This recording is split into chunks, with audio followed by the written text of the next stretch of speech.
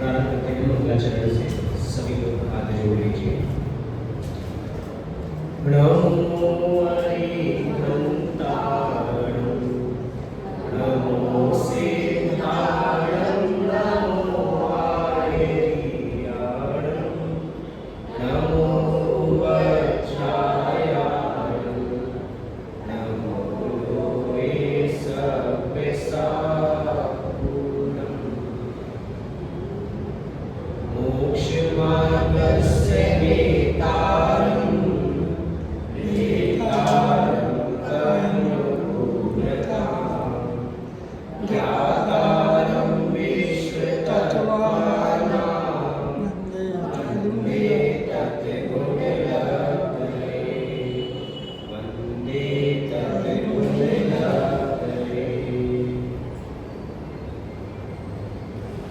आचार्य कुमार स्वामी देव द्वारा विरचित तत्वार्थ सूत्र नामक ग्रंथ, अपर नाम मोक्ष शास्त्र, जिसकी चर्चा हमने ग्रंथ को प्रारंभ किया है, जिसकी चर्चा में हमने पहले अध्याय के 2 सूत्रों की चर्चा पूर्ण की, जिसमें से पहला सूत्र था सम्यक दर्शन ज्ञान चारित्राणि मोक्ष मार्ग, और दूसरा सूत्र हमने साथ में देखा तत्वार्थ श्रद्धानं सम्यक दर्शनम। आज हमें इसी विषय को आगे बढ़ाते हुए तीसरे सूत्र की ओर आगे बढ़ना है। सम्यक दर्शन के बारे में समझ लिया कि तत्वार्थ के श्रद्धान का नाम क्या है, सम्यक दर्शन है। लेकिन ये आखिर सम्यक दर्शन उत्पन्न कैसे होता है, क्योंकि बताइए हम सभी को सम्यक दर्शन उत्पन्न करना है नहीं करना, तो हमें उसके प्रकार पता होने चाहिए कि आखिर ये सम्यक दर्शन उत्पन्न कैसे होता है। तो इसके लिए आचार्य देव ने तीसरा सूत्र लिखा। देखो ग्रंथ लिखने का तरीका भी समझ में आएगा हमें इससे। आचार्य देव सीधा सम्यक दर्शन क्या है, तत्वार्थ क्या है, ये नहीं बता रहे, क्योंकि सामने बैठा शिष्य ये जानना चाहता है कि भी क्या मिलेगा ये नहीं, लेकिन कैसे प्राप्त होगा पहले मुझे ये चीज बता दो। जब इसकी एक्साइटमेंट जागृत हो जाएगी तब जाके बताइए कि क्या प्राप्त करना है। तो इसके लिए आचार्य देव ने हम सभी के लिए तीसरा सूत्र लिखा, पढ़ते हैं उसको। तन्नी सर्गा दधि गमात्वा, कैसे पढ़ते हैं?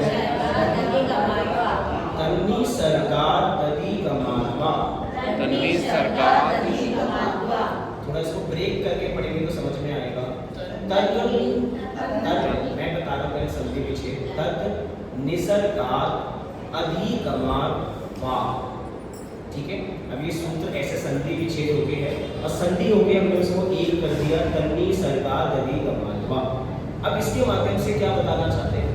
पहली बात तो ये सूत्रात्मक ग्रंथ है तो बार बार सम्यक दर्शन शब्द का प्रयोग नहीं किया जाएगा, क्योंकि एक सूत्र दूसरे सूत्र से कनेक्टेड है, इसीलिए सूत्र के स्टार्टिंग में शब्द लगा दिया तत्। और तत् का मतलब क्या है? पहले वाले सूत्र से कंसल्ट करो। पहले वाला सूत्र क्या था? तत्वार्थ श्रद्धानं सम्यक दर्शनम। अब ये तत् मतलब वो सम्यक दर्शन है। बार बार सम्यक दर्शन को लगाएंगे तो ग्रंथ बड़ा हो जाएगा। तो ग्रंथ को संक्षेप करने के लिए, और क्योंकि सूत्रात्मक ग्रंथ है, बहुत सारे ग्रंथ आपको ऐसे देखने को मिलेंगे कि आप जो ग्रंथ आप जहाँ से पढ़ो आपको वहीं से नया प्रमेय मिल जाएगा। जैसे नीति के जितने शास्त्र होते हैं, नीति के शास्त्र का कोई सा भी आप श्लोक उठाओगे आपको नया नहीं लगेगा, उसका कोई विषय दूसरे विषय से कनेक्टेड नहीं होता ज़्यादा। लेकिन सूत्रात्मक ग्रंथ है तो एक मोती दूसरे मोती से, एक सूत्र दूसरे सूत्र से इंटरकनेक्टेड है। इसीलिए इस सूत्र को समझने के लिए पहले वाला सूत्र समझना पड़ेगा और आगे वाले सूत्र के लिए भी इस सूत्र को समझना पड़ेगा। देखो क्या कह रहे हैं, वह सम्यक दर्शन निसर्ग से और अधिगमज से उत्पन्न होता है। क्या है ये दो शब्द? शब्द दिया निसर्ग और अधिगमज, जिसको हम सरल भाषा में अपनी भाषा में निसर्गज सम्यक दर्शन और अधिगमज सम्यक दर्शन के नाम से जानते हैं। निसर्गज शब्द क्या है? निसर्गज, दोनों में आखिरी में ज शब्द कॉमन है। निसर्गज में ज दिख रहा होगा, अधिगमज में भी आपको ज अक्षर दिखाई दे रहा होगा। जो ज अक्षर है वो उत्पन्न होने के अर्थ में, ज अक्षर किसके में है? उत्पन्न होने के अर्थ। जब तत्वार्थ सूत्र आगे पढ़ेंगे तो वहां पे जीवों की उत्पत्ति पढ़ेंगे, तो जीवों की उत्पत्ति में लिखेंगे अंडज पोतज। तो ज जहाँ पे हो रहा है कि जिसका अंडे पने में जन्म हो रहा हो, जिसका पोत में जन्म हो रहा हो, पंकज, जिसका कीचड़ में जन्म होता हो उसको पंकज कहते हैं। तो ज अक्षर किसके लिए है? उत्पन्न होने के अर्थ में। और यहाँ किस चीज की उत्पत्ति हो रही है? यहाँ सम्यक दर्शन की उत्पत्ति हो रही है। और सम्यक दर्शन की उत्पत्ति दो तरीकों से हो रही है। पहला कह रहे हैं निसर्गज और दूसरा कह रहे हैं अधिगमज। देखो निसर्गज मतलब क्या है? स्वभाव से। निसर्गज माने स्वभाव से और अधिगमज माने पर के उद्देश्य से। थोड़ी इसमें स्पेलिंग एरर्स हैं क्योंकि ये नहीं लगा, तो मैं आपको सही से बताता चलूंगा। पर के उद्देश्य से एग्जाम्पल दिया इसको समझने के लिए। स्वभाव के लिए कांटे की नोक, जैसे कांटे की नोक स्वाभाविक होती है, और पर के उपदेश अधिगमज के लिए उदाहरण दिया बाण की धार को बनाने के लिए किसी की आवश्यकता होती है। एक तो कांटा वो है जो अपने में ही स्वरूप में पैना है, और एक वो पैना बनाया गया है। एक स्वाभाविक है कि वो पत्थर या बाण कोई भी ले लीजिए, एग्जाम्पल ले लीजिए।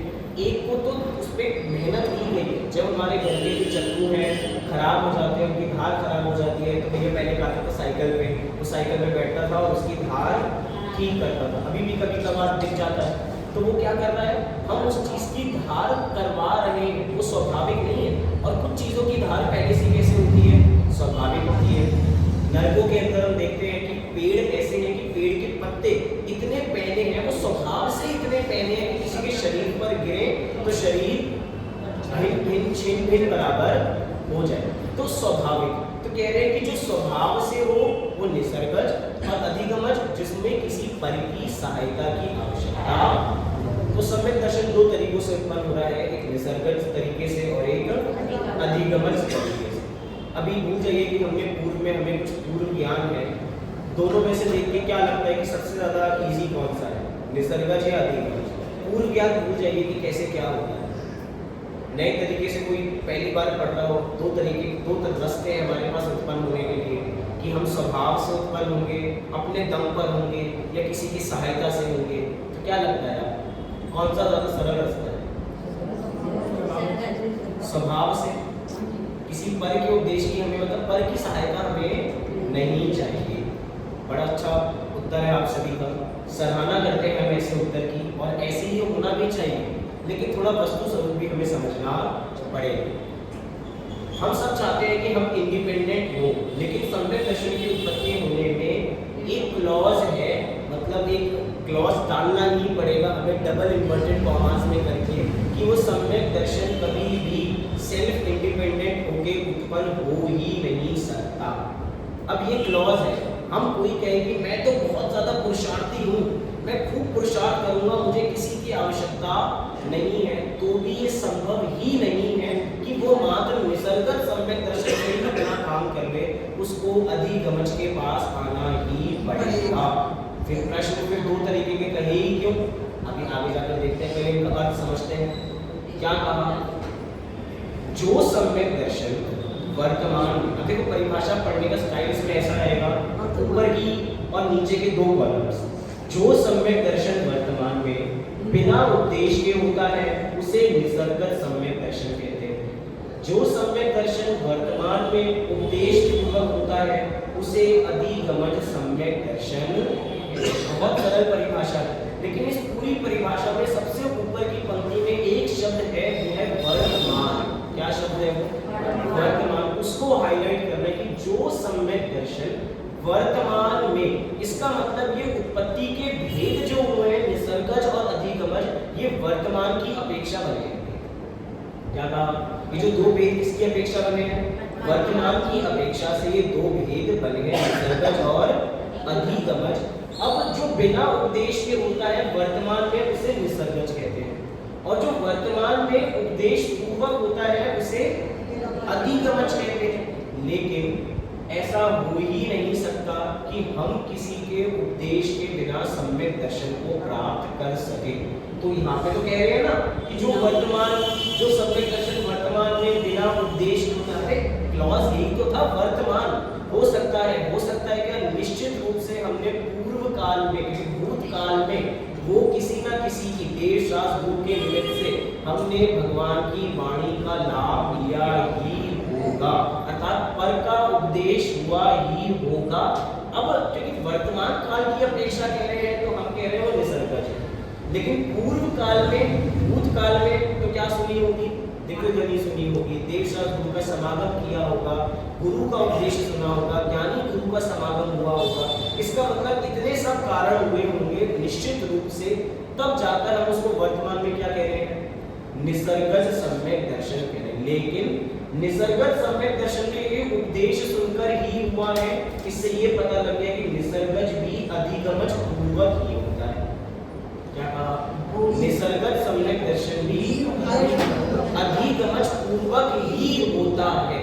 इसका मतलब निसर्गज कह रहे हैं वो बस वर्तमान काल की अपेक्षा, लेकिन पूर्व काल में तो हमने किसी न किसी की देशना सुनी ही होगी। हम सभी ने कभी न कभी 5 लब्धियों का कॉन्सेप्ट पढ़ा होगा। उन 5 लब्धियों में से तीसरी लब्धि का नाम है देशना लब्धि। ये देशना लब्धि, 4 लब्धि हम अपने ऊपर लेके जा सकते हैं, लेकिन एक देशना लब्धि किसके ऊपर डिपेंडेंट है? दूसरे के ऊपर।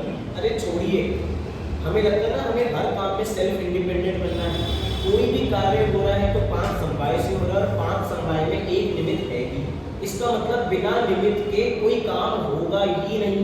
इससे मैं ये नहीं कहना चाहता कि निमित्त से काम हो रहा है, लेकिन निमित्त के बिना काम नहीं हो रहा। इसके लिए दिव्य ध्वनि सम्यक दर्शन जब भी हो रहा है तो निश्चित रूप से पूर्व में किसी न किसी की देशना हमने सुनी होगी ही होगी।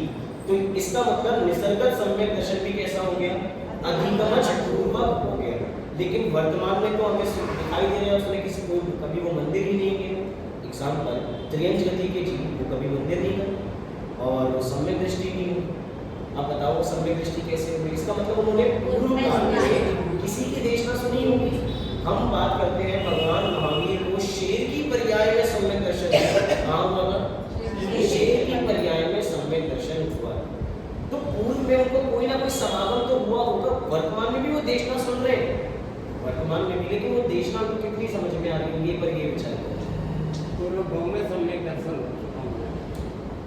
उनको वो देशना कितनी समझ में आ रही होगी कि मुनिराज क्या बोल रहे हैं और शेर को क्या समझ में आ रहा है? क्या शेर की भाषा मुनिराज को समझ में आ रही है? क्या मुनिराज की भाषा शेर को समझ में आ रही है? लेकिन दर्शन हो रहे हैं, भावासन हो रहा है, लेकिन पूर्व में कभी ना कभी देशना। 5 लाख भगवान को हाथी की पर्याय में पूर्व में देखा जाए, इसका मतलब पूर्व में कभी ना कभी देशना सुनी होगी। तभी हमारे यहाँ बारंबार कहा जाता है कि भैया हम रुपया पैसा तो अगले भाव में नहीं लेके जा सकते, लेकिन अगर अगले भाव में कुछ लेके जा सकते हैं तो वो लेके जा सकते हैं संस्कार। और वो संस्कार किस चीज के होंगे? वो होंगे इस शास्त्र के, देव शास्त्र गुरु के संस्कार। इसका मतलब वही संस्कार हो सकता है हम तो चाहे हम इसी भव में सम्यक दर्शन प्राप्त करें, लेकिन बाई चांस नहीं हुआ इस भव में सम्यक दर्शन, तो संस्कार ही हमारे साथ आगे जाएंगे। जो पूर्व में हमारी देशना, मतलब पूर्व में जो हमें ये समागम हुआ है, ये समागम आगे जाकर काम आएगा। इसका मतलब किसी को लग रहा हो कि हम रोज मंदिर आते हैं, कुछ फल तो मिलता ही नहीं। अरे भैया ये हमारी इन्वेस्टमेंट है आगे के सम्यक दर्शन के लिए। लेकिन सम्यक दर्शन जो ज्ञान के सुनने वाले तो कैसे अभी वो टॉपिक क्या कहा? क्या वो दूसरे टॉपिक में चला जाऊंगा? ज्ञानी की लड़ाई में भी नहीं जाना। देव शास्त्र गुरु का समागम होगा तो कार्य हो जाएगा। मतलब गुरु होना चाहिए, देशना होनी चाहिए, बिना देशना के वो कार्य होने वाला नहीं है। तो अगर आज हमें लग रहा है कि हम यहाँ पे आके समय बर्बाद कर रहे हैं, वर्षों हो गए, कुछ हुआ ही नहीं, कुछ मिल ही नहीं रहा, फल ही नहीं मिल रहा, तो भैया ये हमारी इन्वेस्टमेंट है जो हमें इस भव में भी रिटर्न दे सकती है सम्यक दर्शन का। इस भव में नहीं मिला तो अगले भव में रिटर्न मिलेगा, लेकिन ये इन्वेस्टमेंट है, रिटर्न जरूर मिलेगा। और हमें सम्यक दर्शन नहीं हुआ तो किसको? हमने इतनी मेहनत की, हमने इतना प्रसार किया और उसके बाद भी कोई और रोटी खा के चला जाए, भैया इसका हक किसे है? हम कई चीज़ों में कहते हैं ये मेरा जन्म सिद्ध अधिकार है, तो क्या सम्यक दर्शन पे हमारा जन्म सिद्ध अधिकार नहीं होना चाहिए? हमें सम्यक दर्शन के लिए ही हम उत्पन्न हुए हैं और सम्यक दर्शन लेके ही जाएंगे, इसके बिना जाने वाले नहीं है। यही तत्वार्थ सूत्र का एकमात्र उद्देश्य समझना चाहिए। तो जो सम्यक दर्शन वर्तमान में बिना उपदेश के होता है उसे क्या कह रहे हैं? और जो सम्यक दर्शन वर्तमान में उपदेश पूरा हो रहा है उसे क्या कहते हैं? अधिगमन सम्यक दर्शन कहते हैं। ये पंक्ति भी आपने लिख ली होगी कि निसर्गत सम्यक दर्शन अधिगमच पूर्वक ही होता है, ही ही है, एवकार का प्रयोग है, कोई और दूसरा ऑप्शन नहीं है। अब थोड़े कारणों की बात करते हैं कि क्योंकि निसर्गज में भी और अधिगमज में भी बहिरंग कारण क्या बने? निसर्गज सम्यक दर्शन तो स्वाभाविक सम्यक दर्शन है, स्वभाव से हो रहा है, लेकिन वो स्वभाव से कैसा? पहला कह रहे हैं जाति स्मरण। क्या कहा? जाति स्मरण, कि भैया पूर्व के भव याद आ गए, और पूर्व के भव याद नरकों के अंदर अक्सर यही होता है, नारकियों को जाति स्मरण होता है कि पूर्व काल का जितने भी कारण यहाँ पे लिखे ना, अक्सर ये नारकियों के लिए, त्रियंज गति के जीवों के लिए लिखे गए हैं मुख्यतः अपेक्षा से। जाति स्मरण, क्योंकि वहाँ पे नरकों के अंदर तो कोई जिन मंदिर नहीं है, नरकों के अंदर तो कोई प्रवचन सभा, जिन गुरु, ऐसी कोई व्यवस्था वहाँ पे तो है नहीं। इसका मतलब उनको सम्यक दर्शन हो रहा है, तो कैसे हो रहा है? जाति स्मरण। इसका मतलब पूर्व का स्मरण।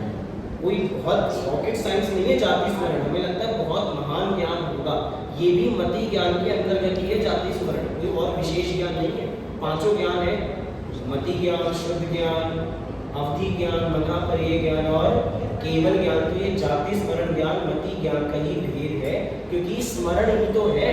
स्मरण बस ये है कि भैया कुछ को कुछ समय का याद रहता है और कुछ को बहुत समय का याद रहता है। सबकी बुद्धि के अपनी अपनी शैव क्षमता, अपेक्षा कह सकते हैं इस चीज को। दूसरा कह रहे हैं चिद बिंब दर्शन।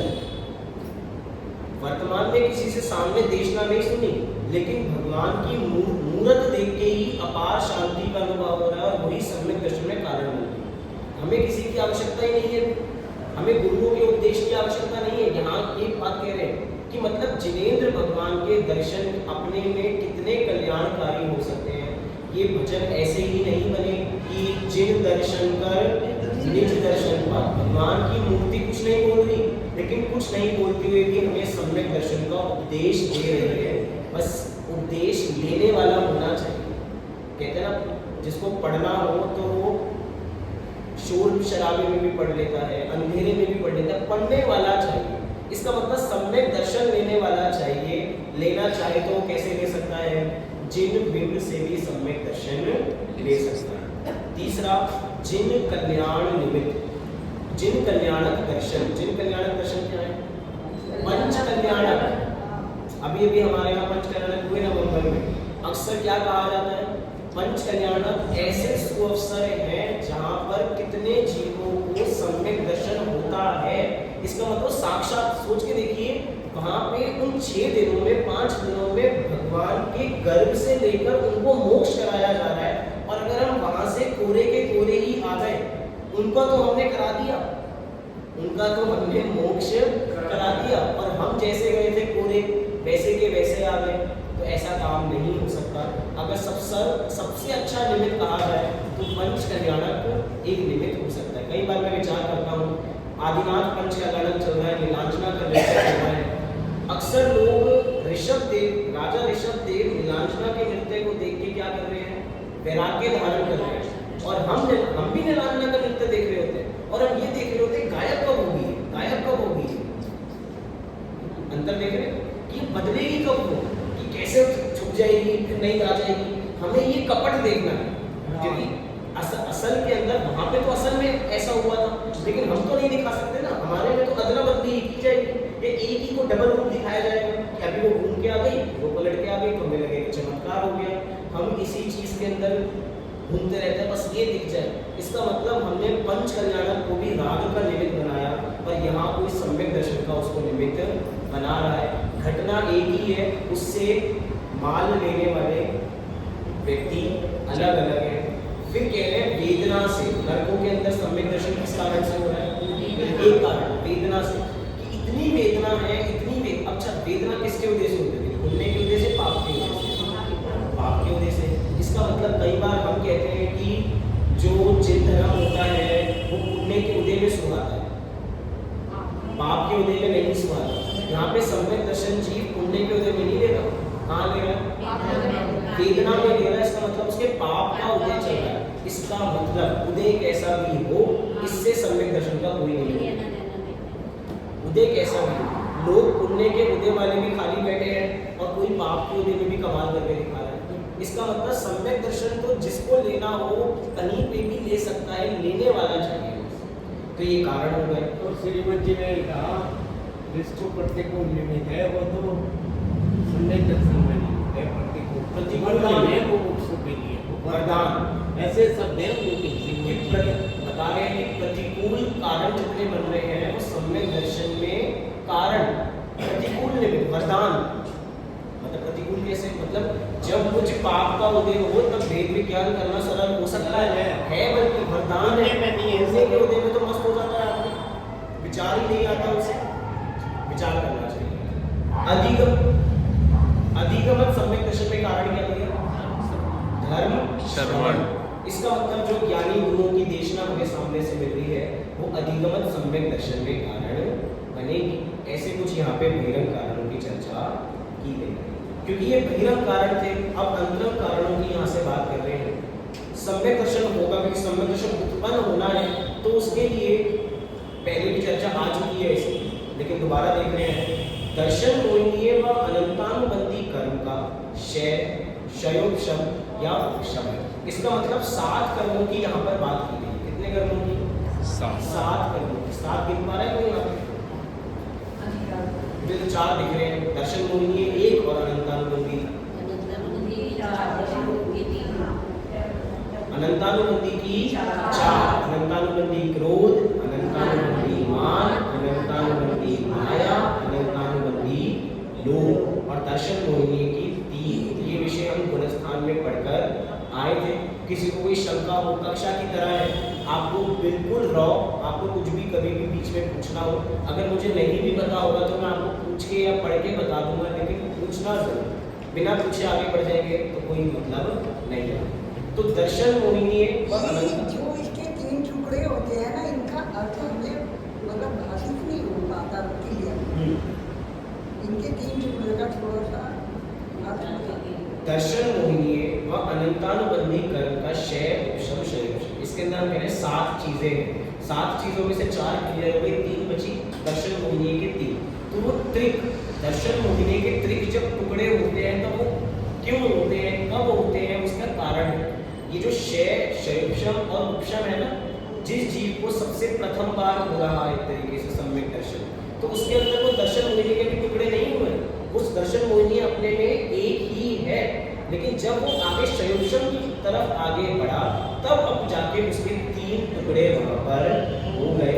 अब मैं और डिटेल के अंदर जाऊंगा तो विशेष थोड़े विषयांतर हो जाएंगे, लेकिन प्राइमरी स्टेज पे 3 टुकड़े नहीं है, लेकिन जब हम आगे बढ़ेंगे तब उसी के क्या हो जाते हैं, 3 टुकड़े हो जाते हैं। अब वो 3 टुकड़े कैसे हो गए, फिर उसमें से भी किसी ना किसी एक का उदय आ जाता है तो गुणस्थान दूसरा बन जाता है। ये हम पहले गुणस्थान में पढ़ चुके कि उन त्रिक में से एक का उदय आ जाएगा तो तीसरा गुणस्थान बन जाएगा। फिर अनंतानुबंधी क्षयोपशम सम्यक दर्शन के ही काल में, औपशमिक सम्यक दर्शन के काल में ही अंत के समय में किसी एक का उदय आ जाएगा तो वो दूसरे गुणस्थान की ओर आगे प्रस्थान कर जाएगा। वो विषय अलग देख चुके हैं हम पहले, इसलिए अभी उस विषय में हम प्रवेश नहीं। ये क्लियर है? बहिरंग कारण और अंतरंग कारण। हाँ जी गिरा जी। हाँ जी। ये विषय हम क्या देख रहे हैं, कोई हेडिंग बताएगा? मेन हेडिंग क्या है यहाँ पे लिखी? सम्यक दर्शन की उत्पत्ति। तो उत्पत्ति के 2 कारण बताए, निसर्गज और अधिगमज। प्रश्न जिज्ञासु का, क्या ऐसा हो सकता है क्या कि जीव ने कभी भी उपदेश नहीं सुना हो और उसे सम्यक दर्शन हो जाए? कभी उसने उपदेश ही नहीं सुना और उसे सम्यक, बहुत खुशहाली हो, बहुत ज्यादा कुछ। अरे मैंने तो बताया था, छोड़ो अभी प्रश्न को बैठा अरे वापसी विषय पे घूमते हैं। अधिगमज पूर्वक ही होगा, इसका मतलब निसर्गत सम्यक दर्शन भी कैसा हो रहा है, अधिगमज पूर्वक ही हो रहा है। इसका मतलब हमने कभी ना कभी उपदेश सुना ही होगा। इसका मतलब जो इंडिपेंडेंट होने का नाम कहते हैं, भैया हमें इंडिपेंडेंट होना है, वुमेन आजकल हमें फेमिनिज्म की तरफ, हमें अलग चलना है, बिल्कुल हम अलग शक्ति, देश की नारी शक्ति अलग चल के दिखाएगी, देश का पुरुष वर्ग अलग चल के दिखाएगा, सब अलग अलग। भैया कुछ अलग अलग नहीं कर पाएंगे। कह रहे हैं कि देशना कोई ना कोई निमित्त की आवश्यकता पड़ेगी ही पड़ेगी। अच्छा, अगर निमित्त की आवश्यकता पड़ गई तो छोटे हो गए क्या? अगर किसी भी उपदेश हमने सुन लिया, जैसे ज्ञानी गुरु का उपदेश हमने सुन लिया, जिन गुरु का हमने उपदेश सुन लिया, जिनेंद्र भगवान का साक्षात हमने उपदेश सुन लिया, तो क्या हम छोटे हो जाएंगे? अरे बल्कि गौरव का अनुभव होना चाहिए कि हमें उनके उपदेश, हमें उनका समागम वहाँ पर मिल रहा है, और निश्चित रूप से यही प्रोसेस है कि बिना उपदेश सुने हम आगे जा सकते नहीं। इसलिए उत्तर में बड़ा बड़ा सिंपल से यहाँ नहीं। तीसरा सूत्र समझ में आया सभी को? पहला सूत्र था सम्यक दर्शन ज्ञान चाहे प्राणी, दूसरा तीसरे में सम्यक दर्शन की उत्पत्ति अब आचार्य देव को हमें पता लग गया कि सम्यक दर्शन उत्पन्न कैसे होता है। अब हमें ये बताओ कि ये जो तत्वार्थ कह रहे हैं ना, उसे तत्वार्थ श्रद्धानम, ये तत्वार्थ का खुलासा करो। क्योंकि जब तक आप जिसको आप सम्यक दर्शन का नाम दे रहे हो, वो सम्यक दर्शन मिलेगा कैसे, मुझे तो चाहिए। तो उसने चौथे सूत्र में ही प्रश्न रख दिया कि कैसे मिलेगा। तो चौथा सूत्र आचार्य देव लिख रहे हैं, जीवा जीवाश्रय बंध संवर निर्जरा मोक्षाश्रय। फिर से पढ़ता हूँ, जीव अजीव आश्रय बंध संवर निर्जरा मोक्ष मोक्षः तत्वम, मोक्षः तत्वम। क्योंकि 7 चीजें एक साथ होगी तो मोक्षः तत्वम। कि भैया तत्व कितने हैं? 7 तत्व हैं, जीव अजीव आश्रय बंध संवर निर्जरा मोक्ष, ये तत्व। अच्छा, बच्चे के तेज बोलते हैं ना, नाम बच्चों से बुलाओ, ऊपर वालों को शांत करना पड़ता है कि शांत हो जाओ भाई, नीचे परेशानी हो रही है। पहला जीव अजीव आश्रय बंध संवर निर्जरा मोक्ष। सोचो अगर अभी इसका नाम नहीं लोगे तो हो सकता है जिंदगी में आगे कभी नाम लेने का मौका ही ना मिले, क्योंकि इसके श्रद्धान में ना काम होगा नहीं। तो भैया अभी अपनी जबान पवित्र कर ले। कई बार हमारे साथ कहते थे कि कई लोग हमारे जैसे स्कूल में स्मारक में पढ़ रहे होते थे, तो बहुत सारे बच्चे बोलते ही नहीं थे कि भैया कुछ लोग तो हैं बोलने के लिए, माइक बंद होने के बाद हेलो कुछ बच्चे आगे वाले बोलते थे, पीछे वाले बोलते नहीं थे कि भैया आगे वाले बोल तो रही है, हमारा काम करा लेंगे। तो बार बार हमारे गुरु में यही कहते थे, भैया जिह्वाणी बोलने से जिह्वा पवित्र होती है, कि अभी जिह्वा अपवित्र है, हम कुछ और बातें बोल रहे हैं। अगर इस जिह्वा का उपयोग जिह्वाणी के शब्दों में पिरोया जाए तो जिह्वा वैसे तो अपवित्र है, लेकिन जिह्वाणी के शब्द बोलने से कैसी हो जाती है? पवित्र हो जाती है। तो 7 तत्व कौन से हैं? जीव अजीव आश्रय बंध संवर निर्जरा मोक्ष। इतनी बड़ी कहानी सुनानी पड़ी 7 तत्व का नाम जानने के लिए। तो जीव अजीव आश्रय बंध संवर निर्जरा मोक्ष, ये तत्व है। तत्व का अर्थ हमें सभी को पता लग गया। तत्व मतलब वह, तो मतलब उसका भाग, और अर्थ शब्द इसमें गर्भित समझना, क्योंकि आप कहो कि पिछले वाले सूत्र में तो तत्वार्थ शब्द था, और आचार्य देव ने तो यहाँ पे खुद ही क्या शब्द दिया है? तत्व शब्द दिए, तो वो अर्थ भूल गए। वहाँ पे तो बड़ी अर्थ की तारीफ कर रहे थे, तो उन्होंने वहाँ पे ही बताकर आए थे कि मैं तत्व कहूँगा तो उसमें अर्थ शब्द गर्भित समझना, ऐसा ही स्वरूप है। 7 तत्व के नाम होते देखिए। सबसे पहला क्या है? जीव तत्व। ज्ञान दर्शन स्वभावी आत्मा को जीव तत्व कहते हैं। वह चेतन तत्व आत्मा ही मैं हूँ। देखो ऊपर की पंक्ति पढ़ते हैं तो असल में किसी और की बात चल रही है। ज्ञान दर्शन स्वभावी आत्मा को जीव तत्व कहते हैं, लेकिन भैया किसकी बात है? वह चेतन तत्व कौन है? वह आत्मा मैं ही हूँ, मतलब मेरे अलावा वो जीव तत्व और कोई भी नहीं है। ये अर्थ हम बहुत पहले जान चुके हैं कि द्रव्य और तत्व में क्या डिफरेंस है। द्रव्य और तत्व, द्रव्य में भी जीव आता है, जीव उद्गल धर्म अधर्म आकाश का 7 तत्वों में भी जीव आता है, 9 पदार्थों में भी जीव आता है। अब इतने बार जीव आ रहे हैं तो सबका एक ही अर्थ है क्या जीव में? नहीं, जीव द्रव्य सबके लिए है और जीव तत्व मेरे लिए है। इसका मतलब ये 7 तत्व सबके नहीं है, ये 7 तत्व मेरे अकेले के हैं। कि जीव अजीव आश्रम बंध संवर निर्जरा मोक्ष, ये सातों के साथ मेरे हैं। अब मुझे इनका लेखा जोखा संभालना है पूरा। तो जीव तत्व कौन है? वह चेतन तत्व आत्मा मैं ही हूँ। और मेरा स्वरूप कैसा है? ज्ञान दर्शन। जीव तत्व कौन? स्वयं का जीव ही जीव तत्व है। अब देखो, अब थोड़ा भेद विज्ञान करा रहे हैं। जीव तत्व है कि अजीव? एग्जाम्पल, अलमारी अजीब, मेरा आत्मा अजीब, मेरे कर्म अजीब, मेरे हैं। अजीब है, मेरे कर्म तो मेरे हैं, अजीब है, मेरे कर्म भी अजीब हैं। आपके कर्म होंगे अजीब मेरे लिए, मेरे कर्म तो मेरे लिए अजीब होंगे। अजीब है, मेरे कर्म भी मेरे लिए क्या है? अजीब है। गुलाब जामुन अजीब, मन थोड़ा पानी नहीं आ रहा।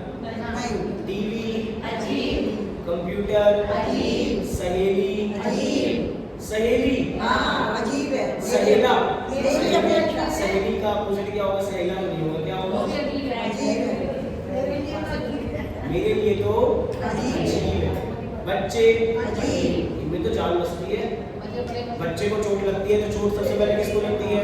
वो बात अलग है, अच्छा, वो बात अलग है, उसको अलग रखो, इसको अलग रखो। बच्चे वैसे तो मेरे बाहर जाएंगे तो वैसे तो मेरे लिए जीव ही है, लेकिन यहाँ बैठे हैं तो बच्चे मेरे लिए नहीं जीव नहीं ऐसा मेरे है तो उसमें मैं नहीं, लेकिन वो राग है, वो राग। इसका मतलब बच्चे भी क्या है? अजीब, पति अजीब, मुश्किल प्रश्न। पत्नी अजीब, पति की आत्मा अजीब, पति की आत्मा अजीब है, मेरी अपेक्षा अजीब है,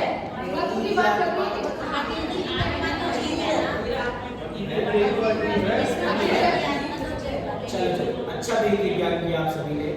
आपने अपने ऊपर लगाकर देखा तो कहती है कि अजीब व्यक्ति पति की आत्मा से मुझे क्या मतलब। लेकिन अगर जीव की अपेक्षा देखो तो जीव द्रव्य की अपेक्षा वो है, लेकिन मेरी अपेक्षा तो सबके सब अजीब ही है। मेरे वचन अजीब, मेरे हैं, उसको मूल्य होगा उनका। मेरी आंखें अरहंत अजीब, अरहंत अजीब, सिद्ध अजीब, आचार्य अजीब, उपाध्याय। अजीब, मेरी आत्मा अजीब, मेरी आत्मा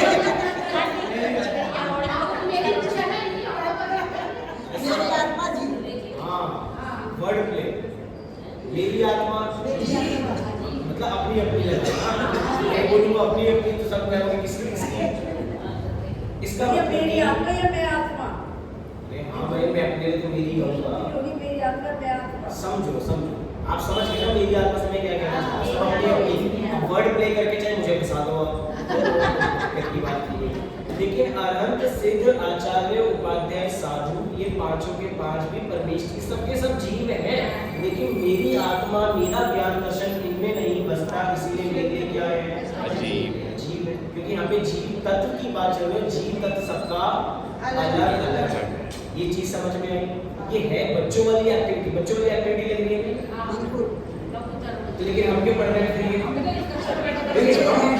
हम भी इसी स्तर के हैं, क्योंकि आज तक हमें भी ऐसा भेद विज्ञान नहीं हुआ कि क्या मेरा है और क्या मेरा नहीं। अजीब की बात करते हैं। ज्ञान दर्शन स्वभाव से रहित तथा आत्मा से भिन्न समस्त पुद्गल आदि पांच द्रव्य, मतलब पुद्गल धर्म अधर्म आकाश काल, ये सबके सब किस में गर्भित हो गए? अजीब में ही गर्भित हो गए। और जिनमें ज्ञान दर्शन नहीं है वो सब क्या है? वो सब कुछ अजीब की कैटेगरी में चला गया। अगला जीव अजीब समझ में आ गए। इन सात तत्वों में से शुरू के दो तत्व ही द्रव्य रूप है।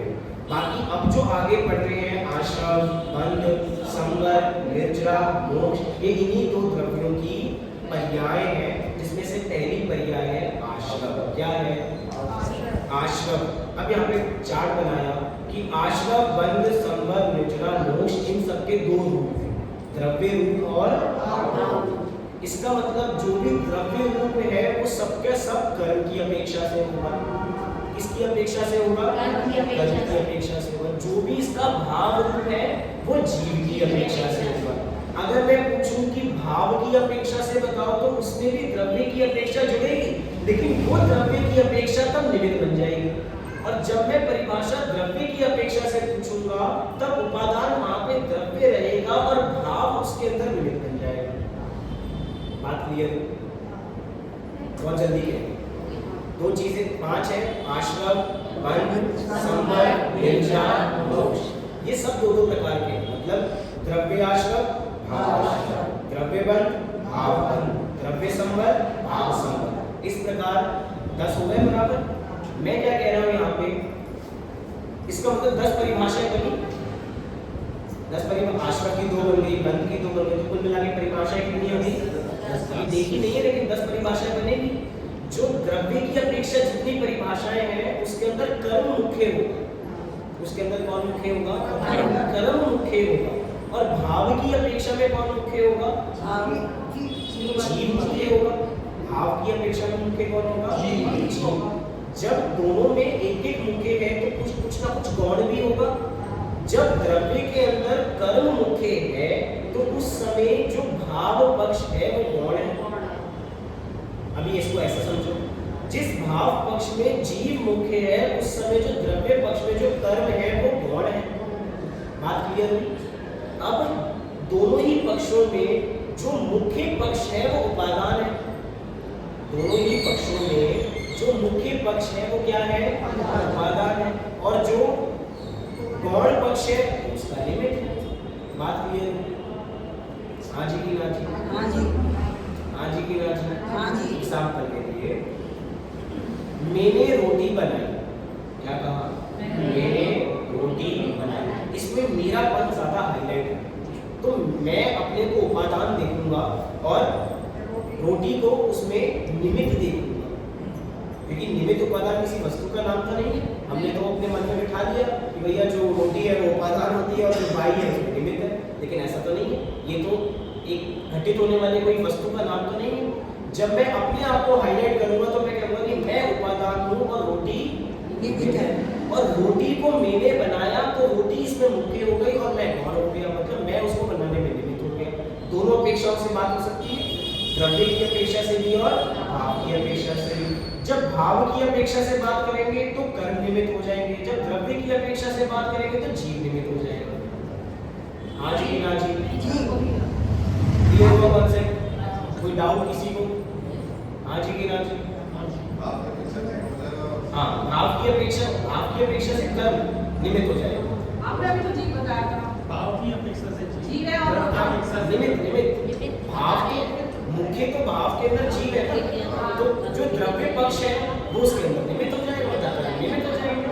और जो द्रव्य पक्ष है उसके अंदर कर्म मुख्य है, मतलब कर्म उपादान है। तो जो भाव पक्ष है, जो जीव भाव मतलब जीव वाला पक्ष जो है वो द्रव्य में निमित्त हो जाएगा। इतनी सी बात है। क्लियर हुआ? हाँ जी की ना जी? चलो इसी विषय को आगे बढ़ाते हैं। अब द्रव्य से सारे पांचों की परिभाषाएं यहाँ पे दी जाती है। देख तो रखिए लेकिन ऐसे हाईलाइट नहीं हो पाएगी।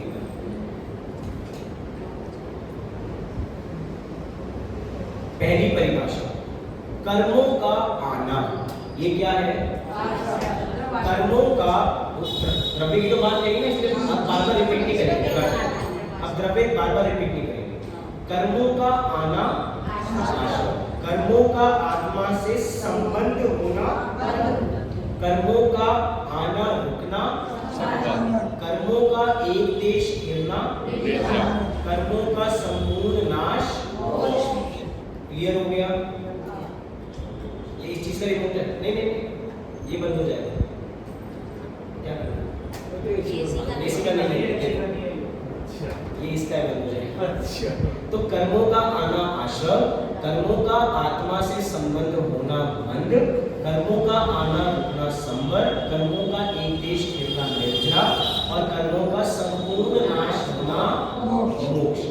कर्मों का आना, क्योंकि कर्म बुलाए जा रहे हैं। कौन बुला रहा है? जीव बुला रहा है। लेकिन यहाँ जीव को हाईलाइट नहीं करना, यहाँ पे हाईलाइट कौन हो रहा है?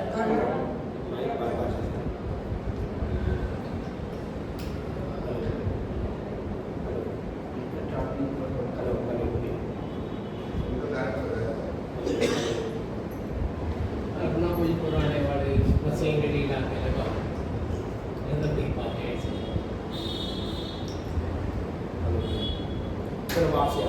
आवाज आ रही है?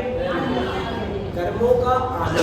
अब कर्म आ रहे हैं, मतलब कर्म के परमाणु हर जगह थे और वो कर्म के परमाणु हमसे आकर चिपट गए, लेकिन कर्म की क्रिया अभी कर्म में ही हो रही है, इसकी वजह से द्रव्य है, द्रव्य आश्रम।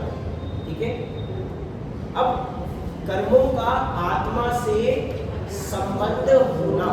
अब संबंध हो गया तो क्या हो गया? इनका बंध हो गया। जब किसी की एक से शादी हो जाती है तो उसका क्या हो जाता है? उससे संबंध हो जाता है, और उसी संबंध को क्या कहा जाता है? इनका तो बंधन है भैया, बंधन। कब तक का बंधन है? 7 जन्मों का बंधन है इनका। तो बंधन मतलब संबंध, और जहाँ संबंध है, जहाँ बंधन है, वहाँ कोई भी सुखी नहीं है। तो जिसकी भी कोई भी शादी हुई है वो सुखी नहीं। तो मैं तो कह सकता हूँ अभी खुले हम, ये तो कोई डर नहीं है बराबर। तो कर्मों का आत्मा से संबंध होना, जब भी किसी एक चीज के अंदर 2 चीज मिलेंगी, हमारे यहाँ को खलु शुद्धो, मैं एक हूँ इसीलिए शुद्ध, और मेरे लिए नहीं, इस जगत के सब द्रव्य जब तक अपने में अकेले हैं तब तक अपने में स्वच्छ ही है, अपने में निर्मल ही है। जब तक उसमें कोई मिल गया, उद्गल भी अशुद्ध क्यों हुआ? मतलब जो स्कंद है वो अशुद्ध क्यों हुआ? परमाणु में तो शुद्ध था, लेकिन जब 2 परमाणु आपस में चित किए तो अशुद्ध हो गया, उसने अपना शुद्ध स्वरूप छोड़ दिया। ऐसे ही जब कर्म आत्मा से संबंध उन्होंने बना लिया तो क्या हो गया? बंद हो गया। लेकिन भैया ये आश्रम बंद अच्छी चीज तो है नहीं। आश्रम बंद गंदे हैं, छोड़ने हैं, बुरे हे हैं, गंदे, मतलब बच्चों तो हे हैं, गंदे हैं, बुरे हैं, छोड़ने योग्य हैं। अच्छी चीज क्या है? अच्छी चीज है संवर, क्योंकि संवर है सम्यक दर्शन की उत्पत्ति का नाम, जिसको हम कह रहे हैं कर्मों का आना रुकना। सोचो ये तीसरे नंबर का स्टेप इतना इंपॉर्टेंट है सम्यक दर्शन के लिए कि अब हमने आगे तक की परंपरा को रोक दिया। जितने पुराने होंगे भैया उनसे निपट लेंगे, जितने पुराने कर्म होंगे उनसे निपट लेंगे, जितनी उनकी आयु बंध चुकी होगी, उनको भी कम बढ़ करा लेंगे, लेकिन एक बार नए को रोकना पड़ेगा। क्योंकि अगर पुरानों से लड़ते रहे, नए भी आते रहे, तो भैया मैं तो अपने आप को दीनहीन ही महसूस करूंगा कि मैं तो कभी कुछ कर ही नहीं सकता, क्योंकि जितनी मेरे में पावर नहीं है उतने तो आए जा रहे हैं। पावर लाने के लिए क्या करना पड़ेगा? नए कर्मों को आने से रोकना पड़ेगा। अब शेर बन गया, जैसी संबंध जीत प्रकट हो जाता है ना, वो शेर बन जाता है, उसको पता लग गया उसका दायरा कितना है, उसके पास कितने कर्म है और उसको कितने कर्मों का खलास करना है। तो कर्मों का आना रुकना, और कर्मों का कौन से आना? नए कर्मों का आना रुकना, ये क्या है? संबंध। अब वो तो गया है, रुक तो गए हैं, लेकिन भैया जो पुराने हैं उनका क्या करना है? रखे रखना। अब पुरानों को भी धीरे धीरे, तुम्हारा भी समय आ गया भैया, तुम्हें तो जाना ही पड़ेगा, जो आया है वो तो निश्चित रूप से जाएगा ही जाएगा। कर्म आ गए, लेकिन कुछ स्थिति लेकर आए होंगे, कुछ समय लेकर आए होंगे, कुछ फल देके जाएंगे, जो देके जाएंगे ठीक है, हमें सब कुछ मंजूर है। कब? जब संवर हो जाए तब। जब संवर हो जाए तब मुनिराज को हर चीज एक्सेप्टेबल है, उनको घबराहट नहीं होती कि मेरे पास पाप हो दे, मेरे पास, उनको पता भैया मेरे हाथ में किसकी टिकट है? सम्यक दर्शन की टिकट। संवर वाले सम्यक दर्शन की टिकट, एक बार सम्यक दर्शन की टिकट मिल गई, अब भैया कितना ही पाप का उदय क्यों ना हो, वो उससे घबराते नहीं है। बस ऐसी घबराहट हमें भी ना हो, उसके लिए बल चाहिए, अनंत बल, और वो अनंत बल मिलेगा संवर से। इसका मतलब सम्यक दर्शन तो प्रकट करना पड़ेगा ही पड़ेगा, और दूसरा ऑप्शन हमारे पास नहीं है। अब निर्जरा कर्मों का एक देश खेलना, कुछ अंश का कर्म चले जाना और कुछ कर्म बचे रहना। अब कुछ बचे क्यों रहेगा? अपने पर शक्ति तो सभी के सभी खत्म कर देते, ऐसा एक साथ पॉसिबल नहीं है। हर कर्म की स्थिति अपनी अलग अलग है, कुछ कम समय के लिए है, कुछ ज़्यादा समय के लिए है। धीरे धीरे जैसे जैसे जिसका समय आता जा रहा है, अपने पुरुषार्थ की अपेक्षा से हम उसको खिलाते जा रहे हैं, लेकिन जो जितना समय लेगा उतना समय तो लेगा ही, इसीलिए कुछ चले गए और कुछ बचे हैं। इसी प्रोसेस को क्या कह रहे हैं? निर्जरा कह रहे हैं। लेकिन एक समय ऐसा भी आएगा कि सब के सब कर्म आत्मा से खत्म हो जाएंगे, अर्थात जो भी कर्म है वो अकर्म हो जाएंगे। जो कर्म अभी तक हमारे साथ बंधे हुए थे वो वापसी कार्याण वर्णा में बदल जाएंगे, अर्थात अब हमसे उनका कोई संबंध नहीं रहेगा। और इसी का नाम क्या है? इसी का नाम है मोक्ष की कर्मों का संपूर्ण नाश हो जाना। ये अगला है भाव पक्ष। अगला क्या है? भाव पक्ष। 1 मिनट में बात समझ में आ जाएगी भाव पक्ष वाली भी। द्रव्य समझ में आ गई सभी को? हाँ जी कि ना जी? भाव पक्ष 5 ही चीजें हैं, आश्रव, बंध, संबंध, निर्जा, मोक्ष। शुभ अशुभ की जो प्रवृत्ति है, शुभ अशुभ जो भाव है, वो मात्र कहाँ पाए जाएंगे? आश्रव और बंध में ही पाए जाएंगे। देखो परिभाषा कितनी सुंदर सरल बनी। शुभ अशुभ भावों की उत्पत्ति आश्रव है। कौन सा आश्रव? भाव आश्रव। ठीक है, याद रखना। शुभ अशुभ भावों की उत्पत्ति आश्रव है। शुभ अशुभ भावों का बने रहना मतलब पहले शब्द आता संबंध होना, मतलब शुभ अशुभ भाव का बने रहना। कितने समय के लिए? सब अलग अलग चीजें, लेकिन इसका नाम क्या हो गया? बंध। यहाँ पे तो शुभ अशुभ लिया। शुभ अशुभ को अगर एक शब्द में डिनोट करना तो हम कहेंगे अशुभ। क्या कहेंगे? शुभ अशुभ को एक शब्द में क्या डिनोट किया हमने? अशुद्ध। ये कैसे निकला? नीचे देखो, नीचे कौन से भाव लिखे हैं? शुद्ध। तो शुद्ध का अपोजिट क्या होता है? अशुद्ध। इसका मतलब चाहे वो शुभ हो चाहे वो अशुभ हो, दोनों किसके खाते में जाएंगे? अशुद्ध के खाते में ही जाएंगे। और नीचे की परिभाषा कैसे बनी? शुद्ध भावों की उत्पत्ति संभव है, शुद्ध भावों की वृद्धि निर्जरा है, शुद्ध भावों की पूर्णता ये मोक्ष है। तो इस प्रकार ये 7 तत्व हैं। अभी कुछ और भी चर्चा इनकी बची है जो हमें आगे जाकर अभी देखनी है। 7 तत्व संबंधित ही। इस 7 तत्व तत्वार्थ सूत्र का बेस है। बेस क्यों है? तो तत्वार्थ पूरे के पूरे 10 अध्याय इन 7 पे ही बसे हुए हैं। इसका मतलब 10 अध्याय को जानने से पहले 7 तत्वों का भाव हासिल होना चाहिए। आज हमें इन 7 का नाम तो अच्छी तरह याद है। सुन लो एक बार सबसे नाम सुन के अपनी बात को पूर्ण करेंगे। अगली बात कल करेंगे। कल भी कक्षा अपने है साथ में पढ़िए। पहला जीव, एक साथ ऊपर वाला आवाज आनी चाहिए बाहर वाले लोगों को। जीव, जीव, आश्रव, बंध, संबंध, निर्जरा, मोक्ष। उल्टा बोल सकते हैं?